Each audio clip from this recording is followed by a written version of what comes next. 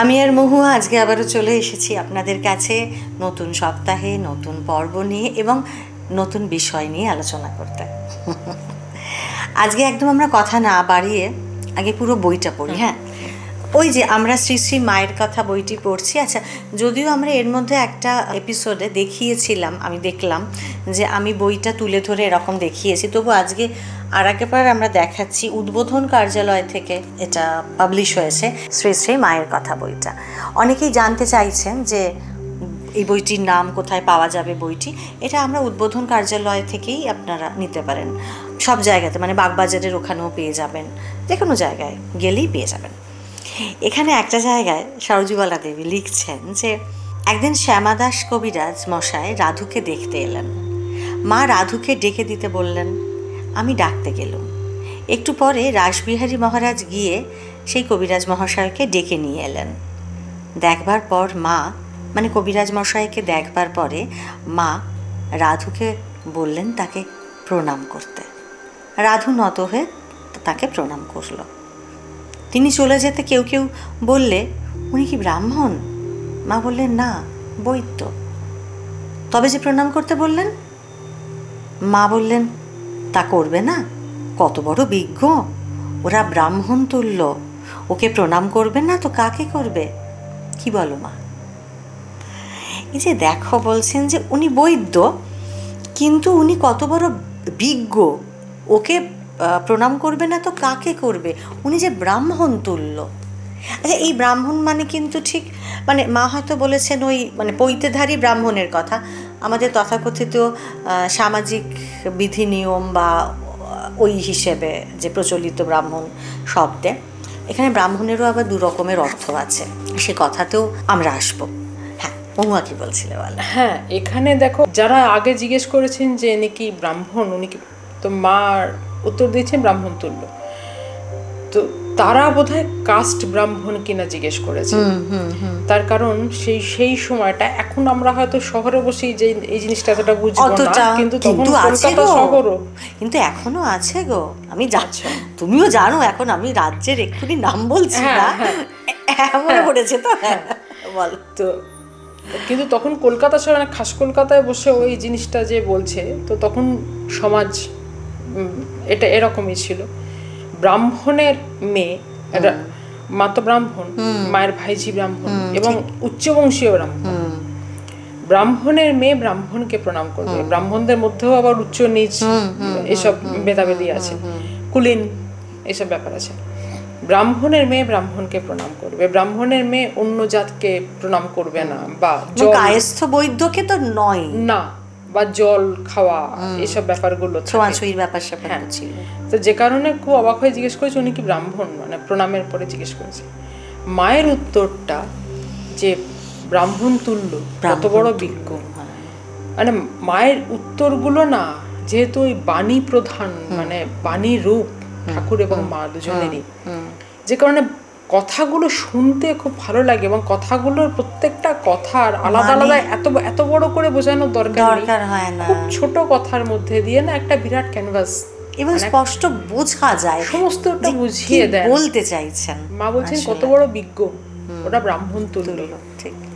তার মানে এই যে ব্রাহ্মণ জাতটা, আমরা যদি এটার একদম শুরুর দিক থেকে চলে যাই, যে মা এটা কি মিন করতে চাইছেন, যে ব্রাহ্মণ কিন্তু তোমার যে সৃষ্টি হয়েছে, সেখানে যখন প্রথম এসেছে তখন ব্রাহ্মণ কিন্তু পৈতেধারী ছেলেই, তার ছেলেই যে ব্রাহ্মণ হবে এরকম কিন্তু ছিল না আমাদের বেদে বা তারও আগের যুগ থেকে। ব্রাহ্মণ মানে যিনি ব্রহ্মকে জানেন, ব্রহ্ম থেকে সৃষ্টি হচ্ছে ব্রাহ্মণ। এবং কেন ব্রহ্মকে, মানে যারা ব্রহ্মকে জানেন কিভাবে বোঝা যাবে? বোঝা যাবে তাদের জ্ঞান দিয়ে। বিজ্ঞ মানে বিশেষ রূপে জ্ঞানী যিনি, শুধু জ্ঞানী না। মা বলছেন বিজ্ঞ। এখানে এখন আমাদের ভাগবত চলছে, জানো, কৃষ্ণ কথা চলছে মির্চির জন্য। তো সেখানে লিখতে গিয়ে একটা জায়গায় চোখে পড়েছে, তোমারও চোখে পড়েছে নিশ্চয়ই, যে ব্রাহ্মণের সৃষ্টি হচ্ছে কিন্তু হরির মুখ থেকে, নারায়ণের মুখ থেকে। বাহু থেকে সৃষ্টি হচ্ছে ক্ষত্রিয়, মুখ থেকে তার মানে তার মুখ মানে জ্ঞান। আমরা তো মুখ দিয়েই কথা বলি, তো তো যে কথাগুলো বেরিয়ে আসছে, তো সেটা প্রতীক বোঝাতে ব্রাহ্মণ, যে কারণে ব্রাহ্মণ বাক্যকে ব্রহ্ম বাক্য বলা হয়। এবং ব্রাহ্মণের বাক্য কখনো মিথ্যা হয় না যদি সত্যিকারের ব্রাহ্মণ হয়। আমরা মহাভারতও দেখেছি ব্রাহ্মণদের কি মানে কতটা শ্রদ্ধা, মুনি ঋষি বা এমনি ব্রাহ্মণদের, তারা এলে রাজা রাজসিংহাসন থেকে নেমে আসছেন ব্রাহ্মণদের শ্রদ্ধা জানাতে।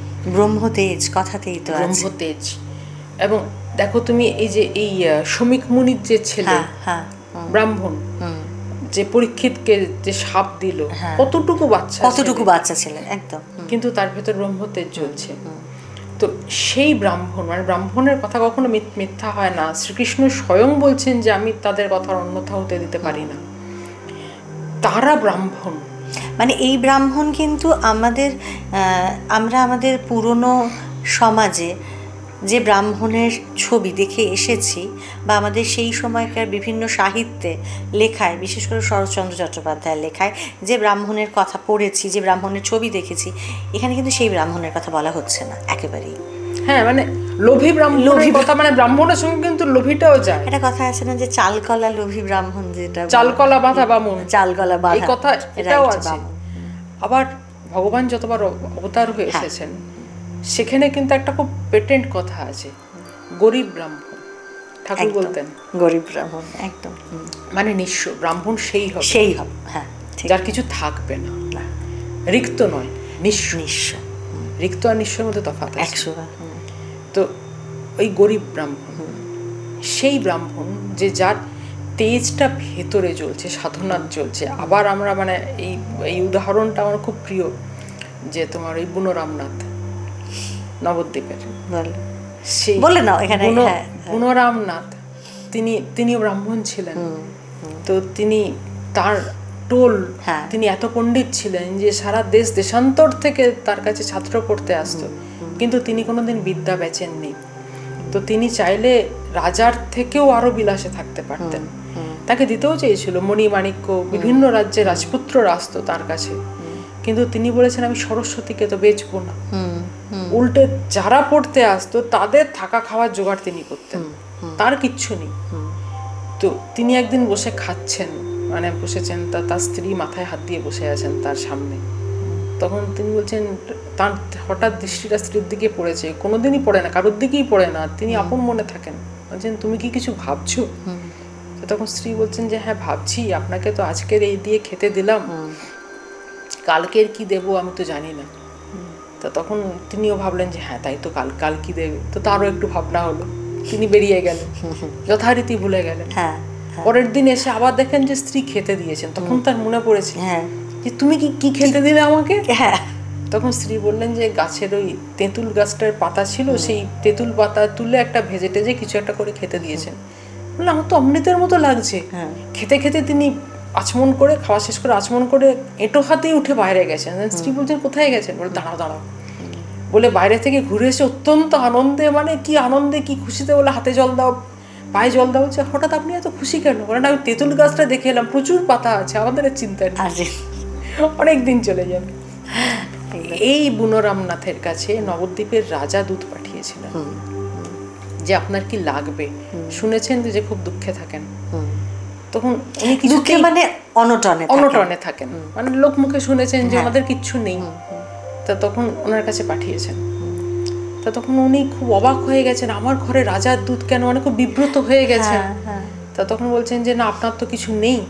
তা তখন উনি বলছেন যে না না না আমার তো সব আছে, দূত চলে গেছে, রাজা নিজে এসেছেন। সত্যি ঘটনা, রাজা নিজে এসেছেন। তখন বলছেন আপনি দূতকে ফিরিয়ে দিয়েছেন, তো আমারই আসা উচিত ছিল। মানে তখন লোকজন কিরকম শ্রদ্ধা দিত, দেখো শ্রদ্ধা করতো, আমারই আসা উচিত ছিল, আমার দূত পাঠানো উচিত হয়নি, আমার অপরাধ ক্ষমা করুন। তো আপনার কি কি লাগবে বলুন, আমি সমস্ত বন্দোবস্ত করে দিয়ে যাচ্ছি। আমার তো থাকার মতো ঘর আছে, ঘরের মাথার চাল শতচ্ছিন্ন, বুঝতেই পারছেন না যে কি চাইবেন কি নেই। ওখানে তো বলছে ওখানে তো চাল নেই। বলো অসুবিধা তো নেই, ওপর দিয়ে তো গাছ চলে এসেছে, যে আপনার তো শোয়ার মতো জায়গা নেই। বলে কেন, এই তো চাটাই রয়েছে, অত্যন্ত ছেঁড়া একটা চাটাই। মানে বালিশ কেন, এটা রয়েছে, মানে একটা ইট মাথায় দিয়ে শোন, এটা রয়েছে। স্ত্রীকে গিয়ে জিজ্ঞেস করেছে হ্যাঁ আমাদের কিছু লাগবে? স্ত্রীও তেমনি। স্ত্রী বলছে রাজামশাই আমাদের তো সবই আছে। সবই আছে, ঠিক। রাজা কিছু ভেবে পেলেন না যে কি দেবেন, রাজার চতুর্দিকে দেখছেন যে কিছু নেই, কিন্তু ওরা যেভাবে বলছে তাতে মনে হচ্ছে যে সে রাজার চেয়েও বেশি ঐশ্বর্য আছে। এই ব্রাহ্মণ, যেটা আমাদের কথাতে ফিরে আসি, মানসিকভাবে যিনি ভীষণ রিচ, ভীষণ রিচ, এবং সত্যি তুমি দেখবে যে যারা সারা জীবন ধরে জ্ঞানের সাধনা করেন না, তারা এদিকে ফিরে তাকান না যে তারা কি খাচ্ছেন, কি পড়ছেন, কি মাখছেন, কিছু থাকে না। তারা শুধু এই জ্ঞানেই তন্ময় হয়, সময়টাও থাকে না, ইন্টারেস্টও থাকে না, সত্যি তাই। তারা সারাক্ষণ এই জ্ঞানে তন্ময়। সরস্বতীর রং যে কারণে শুভ্র, সাদা, সাত্ত্বিক। ব্রাহ্মণ হবেন পূর্ণ সাত্ত্বিক, একদম। তাদের আর কোনো রকম সরস্বতীর গায়ে তুমি কোনো রকম কোনো অন্য কোনো বর্ণের স্পট দেখতে পাও না, না, থাকে না। শুভ্র সরস্বতী। এখন নানা রকম রং দেয়া হচ্ছে, কিন্তু শুভ্র সরস্বতী, যে কারণে হাঁস তার বাহন। হাঁস বাহন কেন? হাঁস পুরো সাত্ত্বিক, মানে পুরো সাদা, যেটুকু গায়ে জল লেগে থাকে ডানাটা ঝেঁটে পড়ে যায়, যেমন শুকনো তেমন শুকনো, যে কারণে তাদের গায়ে কিছু লাগে না, কোনো কিছু তাকে টাচ করতে পারে না। তিনি ব্রাহ্মণ। জ্ঞান, বিজ্ঞ, মানে জ্ঞানই তার কাছে সর্বস্ব। এই মানে যিনি ব্রহ্মকে জানেন, তিনি ব্রহ্মস্বরূপ প্রাপ্ত হন, নইলে ব্রহ্মকে জানা যায় না। ঠাকুরের এই উদাহরণটা ভেবে দেখো, নুনের পুতুল সমুদ্র মাপতে গেছিল, নেবে গলে গেল, তার মানে সেও সমুদ্রের অংশ হয়ে গেল, তো মিশে গেল অনন্তের মধ্যে, একদম। তো ব্রহ্মকে যিনি জানেন, তিনিও ব্রহ্মের অংশ হয়ে যান, তার মধ্যে ব্রহ্মসত্তা বিরাজ করে, তবে তাকে ব্রাহ্মণ বলা হয়। যে কারণে অবতার যতবার এসেছেন ব্রাহ্মণ হয়ে এসেছেন, ব্রাহ্মণ শরীর ধরে এসেছেন, কাস্টে ব্রাহ্মণ নন না। পৈতেটা দেখানো হয় তার ব্রহ্মসত্তা বোঝানোর জন্য। এবং তুমি হিসেবে মানে টাইটেলের দিক থেকে দেখো, শ্রী চৈতন্য, রামকৃষ্ণ, ওটা টাইটেল মানে ওগুলো কিন্তু কাস্টে ব্রাহ্মণ না। মানসিক দিক থেকে তিনি স্বয়ং ব্রহ্ম অবগাহী সত্তা একজন আসেন বলে ব্রাহ্মণ দেখানো হয়েছে। মা তো অদ্বৈতে বসেই আছেন, বসেই থাকেন, স্বয়ং সরস্বতী। তিনি তো জ্ঞান ছাড়া তো তিনি কিছু জানেন না। তিনি বলছেন যে ওরা কত বড় বিজ্ঞ, ওরা ব্রাহ্মণ তুল্য, এবং কাস্ট ব্রাহ্মণ ব্যাপারটা কতটা ঠুনঠুনকো সেটা বোঝানোর জন্য স্বামীজি রাখাল মহারাজ এটা যখন সন্ন্যাসী হলেন, সবাই মিলে কিন্তু অত্যন্ত নিন্দা করেছিল যে কায়স্থদের সন্ন্যাস অধিকার নেই, অর্ধেক ছেলেগুলোই তো ব্রাহ্মণ নয়, তারা তো ব্রাহ্মণ নয়, কায়স্থদের সন্ন্যাস অধিকার নেই, এরা কি করে সন্ন্যাসী হচ্ছে? স্বামীজি বিবেকানন্দ হয়ে ফিরে আসার পরে ঠাকুরের জন্মোৎসবের সময় বেলুড় মঠে স্বামীজি বেশ কিছু কায়স্থ ছেলেকে উপবিদ দান করেছিলেন, উপবিতের অধিকার দান করেছিলেন, যজ্ঞোপবিত, বেদের অধিকার উপবিতে আসে, তো স্বামীজির দান করেছিলেন। সেটা স্বামী শিষ্য সংবাদ বইয়ের মধ্যে স্পষ্ট লেখা আছে। স্বামীজি শিষ্যকে বলেছিলেন, কালকের 12টা পইতে আমার জন্য নিয়ে আসবি। শরৎচন্দ্র চক্রবর্তী। শিষ্য বোঝেননি কেন, মানে 12টা নিয়ে আসবে, মানে কি হবে মশাই জিজ্ঞেস করে, যেমন তুই আন না, তোর অত কথায় কাজ কি, বলে নিয়ে এসেছেন। এবং তিনি ছিলেন গোড়া ব্রাহ্মণ, শিষ্য ছিলেন গোড়া ব্রাহ্মণ। তাকে পাশে বসিয়ে এই কায়স্থ সন্তানদের বলেন, তুই পৈতেগুলো দে, কারণ তিনি তো সন্ন্যাসী, তার তো কিছু অধিকার নেই। তার হাত দিয়ে পৈতে দিয়েছিলেন স্বামীজি, এবং উপনয়ন সংস্কার করে, মানে দ্বিজত্ব দান করেছিলেন, যেভাবে সংস্কার হয় ওইভাবে করে করা হয়েছিল, যে কারণে, এবং বলেছেন যে তারা ব্রাহ্মণ হলো। স্বামীজি এক জায়গাটাও বলেছেন, যেমন আমার মনে হয়, আমার ইচ্ছে হয় দেশ শুদ্ধ সবকটাকে দিয়ে তুলে নিয়ে আসি, তাহলে যদি তারা উঠে আসে, ঠিক তুলে নিয়ে আসি। উপনয়ন মানে দ্বিজন্ম, নতুন করে জন্ম, নতুন করে কিসে জন্ম? জ্ঞানের দ্বিজত্ব, যাকে বলে দ্বিজত্ব। তাকে গায়ত্রীর অধিকার দান করছেন। এই গায়ত্রী একটা মন্ত্র মাত্র নয়, গায়ত্রী হচ্ছে বেদ মাতা বলা হয় গায়ত্রীকে, তার মানে তিনি প্রসব করছেন বেদ, একদম। তার মানে সমস্ত নির্যাস গায়ত্রী রয়েছে, বেদ মাতা গায়ত্রী, একদম একদম একদম। তো ব্রাহ্মণকে সেই গায়ত্রীর অধিকার পায় ব্রাহ্মণ, তার মানে সমস্ত জ্ঞান তার অধিকার ব্রাহ্মণের হাতে। সেই চাবিটি হলো গায়ত্রী। গায়ত্রী ত্রিসন্ধ্যা জপতে, এবং গায়ত্রী যদি ঠিক করে জপা যায়, এটা আমার শোনা, এবং যার কাছ থেকে শোনা, মানে ঠিকঠাকই কথা বলবেন বলে আমার মনে হয়। গায়ত্রী যদি ঠিক করে জপা যায়, আর সে কিছু জানে না, শুধু গায়ত্রী জপে এবং ঠিক করে জপে, মানে প্রাণমন ঢেলে জপে, সেই জপ যদি হয় না তো তার কোনো জ্ঞান অধরা থাকে না, তাকে কিছু পড়তে হয় না। আচ্ছা, তার ভেতর থেকে ওঠে। যে ঠাকুর যেমনি বলেছিলেন যে মা আমার ভেতরে রাস ঠেলে দেয়, পণ্ডিতদের তখন তৃণ জ্ঞান হয়, ভেতর থেকে একটা হাহা করে একটা হাসি ওঠে। ওই অবস্থাটা যখন হয় তখন ভেতর থেকে একটা হাহা করে হাসি ওঠে, পণ্ডিতদের তখন তৃণ জ্ঞান হয়। যদি দেখি যে সে পণ্ডিতের বিবেক বৈরাগ্য নেই, তাকে মানে জাস্ট খড়কুটোর বাইরে আর কিছু মনে হয় না, মা রাস ঠেলে দেন। এই গায়ত্রী যদি ঠিক মতো জপা হয় একদম আবেগ দিয়ে, ভক্তি দিয়ে, তাহলে তার আর কিছু অধরা থাকে না, অজানা থাকে না। মানে যে কেউ এটা পরীক্ষা করে দেখতেই পারেন, দেখতেই পারেন, মানে যেখান থেকে শুনেছি অথেন্টিক জায়গা থেকে শোনা। আমরা যেটা কথাতে ছিলাম যে হ্যাঁ, মা বলছেন যে উনি ব্রাহ্মণ তুল্য, তার মানে আসলে আমরা কে কোন বংশে জন্মাচ্ছি, সেই বংশের কি জাত, সে ব্রাহ্মণ না কায়স্থ না ক্ষত্রিয় না বৈশ্য না শূদ্র, এইসবের দেখার থেকেও দরকার যে তার মন কতটা শুদ্ধ। এবং ব্রাহ্মণত্বের যে ব্যাপার, যে শুদ্ধ কথা, যেহেতু এখন আমরা তথাগততে আছি, ওটার মধ্যে খালি মনে হয় যে সম্যক চিন্তা, ওই তো দেখো অষ্টাঙ্গিক মার্গ, 8টা পথ একদম পরিষ্কার। বুদ্ধ তো বাইরের কিছু বললেনি, সবই আমাদের বেদের কথাই বলেছেন, একটু ঘুরিয়ে বলেছেন, ঘুরিয়ে একদম একদম ওই সেই মানে একদম মানে সম্যক চিন্তা, সম্যক সমাধি, সম্যক লাইফস্টাইল, যতটা অনেস্টলি বাঁচা যায়, অনেস্টলি লাইফটা লিড করা যায়, তবেই সেই শুদ্ধত্বই ব্রাহ্মণের মানে ব্রাহ্মণত্বকে অর্জন করার যে পথ, সেই আর কি। আচ্ছা, এইখানে আর একটা জিনিস, মানে আমাদের অনেকগুলো প্রশ্ন আসে, তো এই সম্পর্কিত নয়, কিন্তু এই ব্যাপারে নয়, কিন্তু আমার মনে হয় যে দু একজনের একটু প্রশ্নের উত্তর দিয়ে দেওয়া ভালো, যতটা আমাদের জানা আছে। দেখবে একটা প্রশ্ন প্রায় আসছে আমাদের এই দীক্ষা এপিসোডটার পর থেকে। এই ব্রাহ্মণ বলতে গিয়ে যেটা মনে পড়লো, দীক্ষা পরপর তো আসে লাইনগুলো, তো বলছেন যে আমার হাজব্যান্ড, কেউ একজন বলেছেন যে আমার হাজব্যান্ড দীক্ষা নিতে রাজি নন, নেননি, আমি কোথা থেকে নেব, আমি চাইছি। কেউ লিখছেন যে আমার তো বিভিন্ন দেবদেবী ভালো লাগে, এক এক সময় হয়তো তার এক একজনকে ভালো লাগে, জানি না, হতেই পারে, তো আমি তাহলে কোথা থেকে দীক্ষা নেব, ইষ্ট তো একজনই হয়। এবং আরো একজন লিখছেন যে সেটা আমরা আগেও বলেছি, কিন্তু তাও লিখেছেন যে সবার তো একই মন্ত্র নয়, তাহলে মানে কি এগোবে, কি করে এগোবো, কিভাবে নেবো। এবং কেউ কেউ বলেছেন দীক্ষার আরেকটা এপিসোড করুন, তো না, আরেকটা এপিসোড করার দরকার নেই, আপনাদের প্রশ্নগুলো বললেই হবে, আমরা চেষ্টা করব উত্তর দিতে যতটা পারি। কেউ একজন বলছেন যে সারদা মায়ের মন্ত্র নিতে চাই, নাম নিতে চাই, কোথা থেকে করবো। সারদা মায়ের নাম ওরমভাবে সারদা মায়ের নাম দেবেন, ওরমভাবে রামকৃষ্ণের নাম দেবেন, আমরা না, মানে এটা তো সেই বাজারের আলু পটল নয় যে গিয়ে বেছে নিলাম, আমাকে ওটা দিন, আমাকে সেটা দিন। গুরু যা দেবেন সেটাই নিয়ে আসতে হবে। দীক্ষা গ্রহণ করে মানে দীক্ষা তো নেয় না, দীক্ষা পায়, দীক্ষা লাভ করে, অর্জুন ওটা নেয় না। তো কাজেই আমাদের বাছাই নেই যে আমরা এটা নেব ওটা নেব। যেটা ওরা বোধহয় বলতে চাইছেন যে আমরা কার কাছে গিয়ে দীক্ষা নেব না, একজন স্পেশালি লিখেছেন কেউ যে মায়ের নামে নিতে চাই, ওরকম ভাবে হয় না, ওরকম ভাবে হয় না।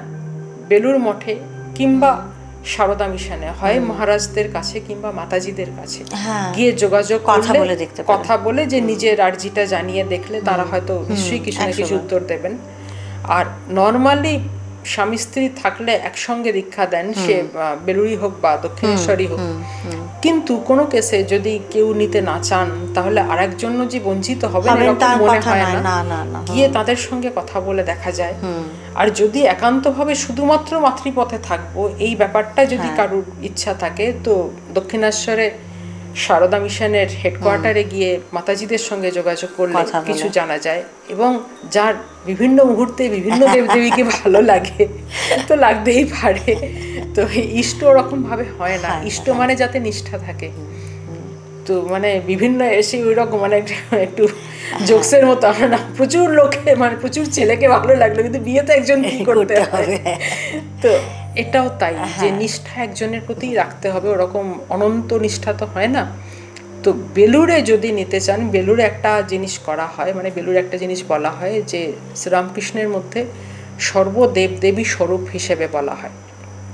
এখানেও যে তিনি বিশ্বাস নাই হতে পারে যে তিনি শিব, তিনি কালী, তিনি বিভিন্ন একজন সময় বিভিন্ন মাত্র। রূপ ধরে দাঁড়াচ্ছেন, যার যার বিশ্বাসের ব্যাপার। যার 100 কিন্তু সেটা বিশ্বাস করলেন ভালো।